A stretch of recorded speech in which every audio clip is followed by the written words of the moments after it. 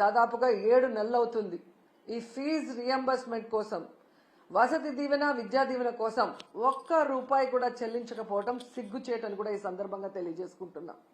ఎందుకంటే ఆనాడు వైఎస్ఆర్ గారు పెద్ద చదువులు ఉన్నవారికే కాదు, అర్హత ఉన్న ప్రతి పేద మధ్యతరగతి విద్యార్థికి అందించాలని గొప్ప మనసుతో ఈ ఫీజు రియంబర్స్మెంట్ తీసుకురావడం జరిగింది. దాన్ని జగన్మోహన్ రెడ్డి గారు తను అధికారంలో ఉన్న 5 సంవత్సరాలు సంపూర్ణంగా అమలు చేయడం మనం గమనించాం. కానీ ఈరోజు ప్రభుత్వం 3,900 కోట్ల ఈ ఫీజులు, స్కాలర్షిప్ల బకాయిల్ని ఆపేయటం ఎంతవరకు సమంజసమని నేను అడుగుతున్నా. ఎందుకంటే ఈరోజు మీరు చూస్తే విద్యా దీవెన కింద 2,800 కోట్లు, అలాగే వసతి దీవెన కింద 1,100 కోట్లు, అంటే దాదాపుగా 3,900 కోట్లని బకాయిలు పెట్టడం వల్ల కొన్ని కాలేజెస్ లో విద్యార్థుల్ని క్లాసులకి రానివ్వట్లేదు, కొన్ని కాలేజెస్ లో విద్యార్థులకి సర్టిఫికెట్లు కూడా ఇవ్వకపోవటం, కొన్ని చోట్ల విద్యార్థులు చదువుకు దూరం అవటం చూస్తుంటే చాలా చాలా బాధేస్తుంది. ఎందుకంటే విద్యతోనే పేదరికం సమూలంగా నిర్మూలించే అవకాశం ఉంది. అందుకే రాజశేఖర రెడ్డి గారు, జగన్మోహన్ రెడ్డి గారు పేద పిల్లలకి చక్కటి చదువును అందించి ఆ కుటుంబాలు ఆర్థికంగా ఎదిగే విధంగా, సమాజంలో గౌరవంగా ఉండే విధంగా అన్ని రకాలుగా ఎలా అండగా నిలబడ్డారో మనం గమనించాం. కానీ చంద్రబాబు నాయుడు గారు డబ్బున్న వాళ్ళు మాత్రమే చదువుకోవాలి, తన పార్టీలో ఉన్న ప్రైవేట్ స్కూళ్లు, కాలేజీలు ఉన్న వాళ్లే ఫీజులు దండుకోవాలి అన్నట్టుగా ఈరోజు పేద విద్యార్థుల్ని చదువుకు దూరం చేసే విధంగా చర్యలు చేపట్టడం, ఇవ్వాల్సిన బకాయిలు ఇవ్వకపోవడం అనేది మనం గమనించాలి. అండ్ ఈరోజు ఫీజు రియంబర్స్మెంట్ అలాగే స్కాలర్షిప్లు బకాయిలు తొందరగా చెల్లించండి అయ్యా అని అడిగితే దానికి కొంతమంది మంత్రులు మీరు బకాయిలు పెట్టలేదా, మీ ప్రభుత్వంలో బకాయిలు లేవా అని విచిత్రంగా మాట్లాడుతున్నారు. ఆ మంత్రులకు గాని ఆ ఇతండంగా మాట్లాడే వారికి నేను తెలియజేసేది ఒక్కటే, 2019లో చంద్రబాబు నాయుడు గారు దిగిపోయే నాటికి 2,800 కోట్లు బకాయిలు ఉన్నాయి. ఆ రోజు ఆ బకాయిల్ని జగన్మోహన్ రెడ్డి గారి ప్రభుత్వం సంపూర్ణంగా చెల్లించడమే కాకుండా తాను అధికారంలో వచ్చిన తర్వాత ఉన్న వాటిని కూడా ఎలా చెల్లించుకుంటూ వస్తున్నారో మనం చూసాం. సో ఎప్పుడూ కూడా ఒక ప్రభుత్వం మారినప్పుడు గత ప్రభుత్వంలో బకాయిలు ఉంటే వాటిని తీర్చాల్సిన బాధ్యత ఆ అధికారంలోకి వచ్చిన పార్టీకి ఉంటుంది. కానీ అధికారంలోకి వచ్చిన తర్వాత ఈరోజు చేతులు దులుపుకొని పేద విద్యార్థుల చదువుని దూరం చేసి మళ్ళీ ఇతండంగా విచిత్రంగా మాట్లాడటం ఎంతవరకు సమంజసమని నేను ప్రశ్నిస్తున్నా. అండ్ ఈరోజు మీరు చూస్తే ఇది చంద్రబాబు నాయుడికి ఇది కొత్త ఏం కాదు, మీరు గతంలో కూడా చూశారు. ఎందుకంటే పేదవాళ్ళు అంటే చంద్రబాబు నాయుడికి చిరాకు. పేదవాళ్ళు మనుషులు కారనా, వాళ్ళకి చదువు అవసరం లేదనుకుంటారో ఏంటో నాకు తెలియదు. కానీ వైఎస్ఆర్ గారు తీసుకొచ్చిన ఈ ఫీజు రియంబర్స్మెంట్ ని ఏ విధంగా ఇంజనీరింగ్ స్టూడెంట్స్ ని ఫీజు రియంబర్స్మెంట్ లో 35,000 రూపాయలకే కోత పెట్టి ఎంతమందిని ఇబ్బంది పెట్టారో మనం అందరం కూడా గమనించాం. కానీ జగన్మోహన్ రెడ్డి గారు ఎంత ఖర్చు అయినా విద్యార్థికి మొత్తం ప్రభుత్వమే చెల్లించే విధంగా ప్రతి పేద మధ్యతరగతి పిల్లవాడికి చక్కటి చదువుని అందించటం ఈరోజు ప్రజలందరూ కూడా గమనించాల్సిన విషయం అని కూడా ఈ సందర్భంగా తెలియజేసుకుంటున్నా. అండ్ ఈరోజు మీరు చూస్తే ఈ చంద్రబాబు నాయుడు గారు 3,900 కోట్ల ఈ స్కాలర్షిప్లు కానీ ఫీజు రియంబర్స్మెంట్ బకాయిలకు మాత్రమే ఆపలేదండి. ఆయన ముఖ్యమంత్రి అయిన ఈ 7 నెలల కాలంలో ఫీజు రియంబర్స్మెంట్ ని ఆపేశాడు, అమ్మఒడిని ఆపేశాడు, చేయూతను ఆపేశాడు, మెడికల్ కాలేజీల్ని కట్టడం ఆపేశాడు, నాడు నేడు స్కూల్స్ రెన్యువేషన్ ఆపేశాడు, అలాగే మీరు చూస్తే 0 వడ్డీ పథకాన్ని ఆపేశాడు, ముఖ్యంగా పేదవాళ్లకి చాలా అవసరమైన ఆరోగ్యశ్రీని ఆపేశాడు. ఇక వాలంటీర్ వ్యవస్థని ఆపేయటం మనం అందరం కూడా చూస్తూనే ఉన్నాం. ప్రభుత్వ ఉద్యోగులకి ఐఆర్ లేదు, పిఆర్సీ లేదు, కనీసం డిఏ కూడా ఇవ్వకపోవటం ఈ రాష్ట్ర ప్రజలందరూ, మేధావులందరూ కూడా గమనించాలని కూడా కోరుకుంటున్నాను. ఎందుకంటే ఒకవైపు జగన్మోహన్ రెడ్డి గారిని తిట్టడానికే టైంని స్పెండ్ చేస్తున్నారు, కానీ వాళ్ళు ఎన్నికల్లో ఏం ప్రచారం చేశాం, ఏ సంక్షేమాన్ని అందిస్తాం, ఏ అభివృద్ధిని అందిస్తామని చెప్పిన మాటల్ని మరిచిపోవటం ఇక్కడ మనం గమనించాలి. ఎందుకంటే మీరు చూశారు ఏ విధంగా అధికారంలోకి వస్తే మేము సూపర్ 6 అమలు చేస్తామని చెప్పారు. ఈయన లోకేష్ అయితే మేము సూపర్ 6 అమలు చేయకపోతే నా కాలర్ పట్టుకొని అడగండి అన్నారు. ఏ కాలర్ అండి? రైట్ కాలరా లెఫ్ట్ కాలరా? అంటే కాలర్ పట్టుకొని నిలదీసి అడిగితే తప్ప మీరు సూపర్ 6 అమలు చేయరా?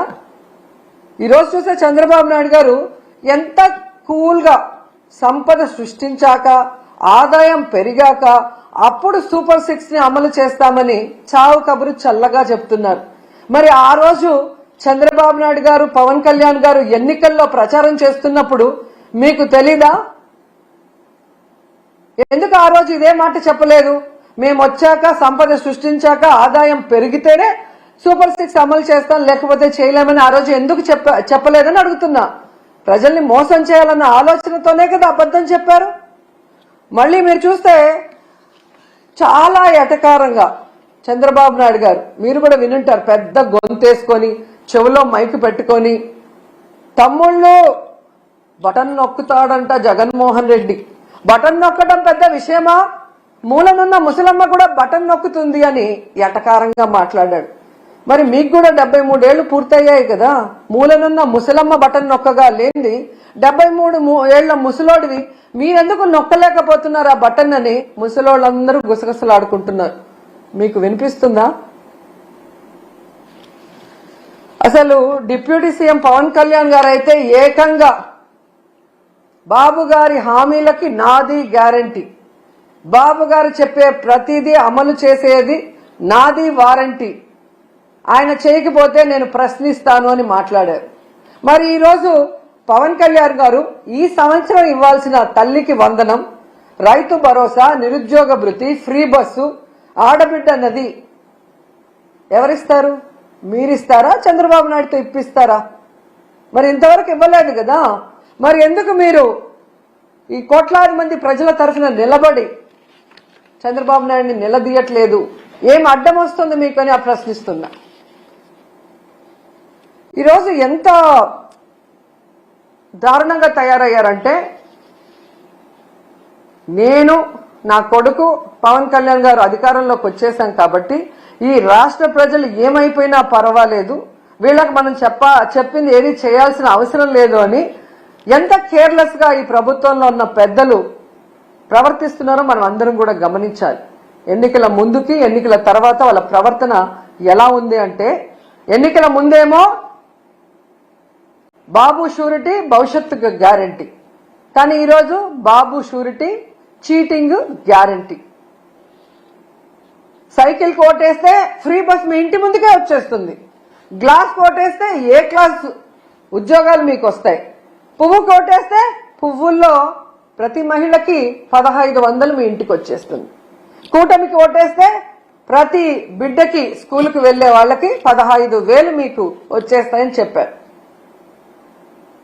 ఇక ఇంట్లో ఎంతమంది ఉంటే అంతమందికి లక్షలు వచ్చి పడేస్తాయని ఏ విధంగా వాళ్ళు బాండ్లు కూడా రాసి ఇవ్వటం మనం అందరం కూడా గమనించాం. కానీ ఈరోజు ఆ బాండ్లు నాలిక గోక్కోటానికి కూడా పనిచేయట్లేదు. అసలు వీళ్ళు చేసిన ప్రచారం ఎలా ఉంది అంటే, రామానాయుడు గారు సైకిల్ వేసుకొని ఒక ఇంటికి వస్తారు, ఈ రోజుకి కూడా ఎక్కడ చూసినా అది వాట్సాప్ లో తిరుగుతుంది. నీకు 15,000, నీకు 15,000, నీకు 15,000, నీకు 18,000 అని చిన్నపిల్ల నుంచి పెద్దవాళ్ల వరకు వేలు పెట్టి ప్రతి ఒక్కరికి చూపిస్తూ సైకిల్లో వచ్చి సైకిల్ కొట్టేస్తే చాలా అవన్నీ వచ్చి పడిపోతాయి అన్నారు. మరి అదే సైకిల్ మీద ఈ రోజు వెళ్లి అవన్నీ ఎందుకు వాళ్ళకి అందించలేకపోతున్నారు? అంటే అధికారంలో రావటం కోసం ఆ రోజు ఏ విధంగా ప్రచారం చేశారయ్యా అంటే, టీవీల్లో, థియేటర్లో, ఫేస్బుక్లో, యూట్యూబ్లో, ట్విట్టర్లో, ఇన్స్టాలో ఎక్కడ చూసినా కూడా దండయాత్ర చేశారు ప్రజల మీదకి. ఒకవేళ తెలుగుదేశానికో కూటమికో ఓటేయకపోతే ప్రతి ఇంట్లో ఉన్న మహిళ లక్షలాది రూపాయలు మిస్ అయిపోతుందేమో అన్నట్టుగా ఊదరగొట్టి, ఈ రోజు మీరు చూస్తే సంపద సృష్టించాక ఆదాయం పెరిగాక మేము ఇవన్నీ చేస్తాము అని ఎంత చావు కబురు చల్లగా చెప్తున్నారు. ఇంకా గట్టిగా అడిగితే జగన్మోహన్ రెడ్డి గారి వల్లే ఇవన్నీ ఇవ్వలేకపోతున్నామంటారు. ఎంత సిగ్గుచేటో ఒకసారి ఆలోచించండి. ఈరోజు తెలుగుదేశం వాళ్ళ ఇంట్లో ఎవరికైనా జలుబు వచ్చినా, వాళ్ళకి తుమ్ములు వచ్చినా అది జగన్మోహన్ రెడ్డి గారి వల్లే అని చెప్పుకునే అంత దిగజారిపోయారనేది ఈ మధ్య కాలంలో టీవీలు చూసిన వాళ్ళందరికీ అర్థమై ఉంటుంది. ఈరోజు నేను ఈ కూటమి ప్రభుత్వంలో ఉన్న నాయకులు అందరికీ కూడా చెప్పేది ఒక్కటే, మీ మేనిఫెస్టో మీ దగ్గర లేకపోతే ఒకసారి ఆ మేనిఫెస్టో తెచ్చుకొని చూడండి, లేకపోతే మేము పంపిస్తాం మేము మేనిఫెస్టో. దాంట్లో క్లియర్ గా మీరు రాస్తున్నారు 14 లక్షల కోట్లు అప్పుంది, అయినా కూడా మేము సూపర్ 6 అమలు చేస్తాము అని చెప్పారు. అసలు 14 లక్షల కోట్లు అనేదే అబద్ధం. మొన్ననే మీరు అధికారంలోకి వచ్చిన తర్వాత మీ అధికారులు మీరు అంతా కూడా ఎక్సర్సైజ్ చేసి అసెంబ్లీలో ప్రవేశపెట్టారు, కేవలం 6.5 లక్షల కోట్లు మాత్రమే అప్పుంది అని. 14 లక్షల కోట్లుందని అబద్ధం చెప్పిన మేనిఫెస్టోలోనే అన్ని చేస్తామన్నప్పుడు అందులో సగం ఉన్నప్పుడు ఎందుకు చేయలేకపోతున్నారని నేను అడుగుతున్నా. అసలు ఇప్పటికీ రాష్ట్రం విడిపోయాక మొదటిగా ముఖ్యమంత్రి అయింది మీరే. మీరు దిగిపోయేటప్పటికి ఎంత అప్పు ఉంది, మీరెంత అప్పు చేశారు, మీరు ప్రజలకు ఏం సంక్షేమాన్ని ఇచ్చారు, రాష్ట్రానికి ఏం అభివృద్ధి చేశారో ఒక వైట్ పేపర్ రిలీజ్ చేయండి. ఆ తర్వాత వచ్చిన జగన్మోహన్ రెడ్డి గారు 5 ఏళ్లలో ఎంత అప్పు చేశారు, కోవిడ్ సంక్షోభంలో కూడా రాష్ట్రానికి ఆదాయం లేకపోతే ఎలా సంక్షేమాన్ని అభివృద్ధిని చేశారు, ఎంత అప్పు చేసి ఆ అప్పు డబ్బులు ఏమైందో కూడా ఒక వైట్ పేపర్ రిలీజ్ చేస్తే మీ అబద్ధాలకి ఫుల్ స్టాప్ పడుతుంది. ఎన్నికల ముందే కాదు ఇప్పుడు కూడా అబద్ధాలు చెప్పుకొని బ్రతకాలనుకుంటున్నారు తప్ప రాష్ట్ర ప్రజలకు ఇచ్చిన హామీలు నెరవేర్చాలన్న చిత్తశుద్ధి లేకపోవడం దురదృష్టకరం. సో మీకు ఒకటే చెప్తున్నారు, మీ బడ్జెట్ లో మీరు చెప్పినట్టుగా బడ్జెటరీ లోన్ 4,91,734 కోట్లు, అలాగే నాన్ బడ్జెటరీ లోన్స్ అంటే కార్పొరేషన్ల ద్వారా తెచ్చిన 1,54,797 కోట్లు, అంటే మొత్తం కలిపి 6.5 లక్షల కోట్లు మాత్రమే అప్పుంది. దాంట్లో మెజారిటీ మీరు చేసిన అప్పులే 2014లో. సో 14 లక్షల కోట్లు ఉన్నప్పుడే అన్ని అమలు చేస్తామన్న మీరు ఈ రోజు చేయకుండా దాన్ని జగన్మోహన్ రెడ్డి గారి మీద తోసి తప్పించుకోవాలి అంటే వదిలిపెట్టే ప్రసక్తే లేదు.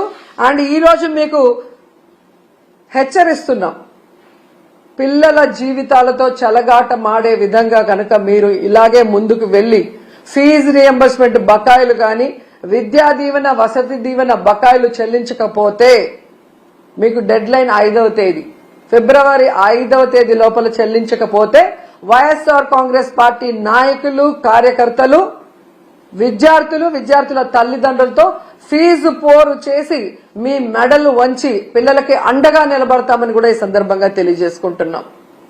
అండ్ ఫైనల్ గా ఒకటి చెప్పాలనుకుంటున్నా, ఈరోజు ప్రభుత్వానికి ఎలా సంక్షేమాన్ని అందించాలి, ఎలా అభివృద్ధి చేయాలని చేతగాకపోతే జగన్మోహన్ రెడ్డి గారిని తిట్టడమో మాలాంటి వాళ్ళ మీద ట్రోల్స్ చేయటం వల్గర్ గా పోస్టులు పెట్టడమో కాదు, ఎలా పని చేయాలో జగన్ గారి దగ్గర క్లాసులు తీసుకుంటే నేర్పిస్తారు. చిన్నవాడైనా మొదటిసారి ముఖ్యమంత్రి అయినా ప్రజలకు ఇచ్చిన ప్రతి వాగ్దానాన్ని రాష్ట్రంలో ఎలాంటి పరిస్థితులున్నా కూడా సమర్థవంతంగా అందించి అందరికీ కూడా అన్నలాగా అండగా నిలబడ్డాడు. మీలాగా మీ మీద ఎవరో ఒకరి మీద నిందలు మోపి తప్పించుకోవాలన్న ప్రయత్నం చేయలేదు. పవన్ కళ్యాణ్ గారు మీకే చెప్తున్నాను, ఆడవాళ్ళ మీద ట్రోల్స్ చేస్తే ఒప్పుకోనన్నారు. మరి ఆడవాళ్ళు అంటే ఓన్లీ తెలుగుదేశం జనసేనలో ఉన్న ఆడవాళ్ళు మాత్రమేనా? మీ ప్రభుత్వం చేసే తప్పుల్ని నిలదీస్తామన్నా మీరు నిలదీయకపోతే ఈ రాష్ట్రంలో బాధ్యత కలిగిన అపోజిషన్ లీడర్స్ గా మేము నిలదీస్తున్నాం. మీరు చెప్పిన హామీలు నెరవేర్చకపోతే వాటిని నిలదీస్తున్నాం. మీరు చేసే అరాచక పాలనని ఎండగడుతున్నాం. కానీ దానికి సమాధానం చెప్పకుండా ఈ విధంగా ట్రోల్స్, వల్గర్ గా మీమ్స్, వల్గర్ గా వీడియోస్ చేస్తుంటే వాళ్ళ మీద ఎటువంటి యాక్షన్ తీసుకోరా? ఖచ్చితంగా నా మీద గాని మహిళల మీద గాని ఇలాంటి పనికి మాలిన వీడియోస్, పనికి మాలిన ట్రోల్స్ చేస్తే మాత్రం సహించేది లేదు. వడ్డీతో సహా వాళ్ళందరికీ కూడా ఇచ్చి పడేస్తానని తెలియజేసుకుంటున్నా. ఇప్పటి వరకైతే ఇలాంటి పిచ్చి పనులు చేసే వాళ్ళు మానసిక రోగులుగానే నేను భావించాను.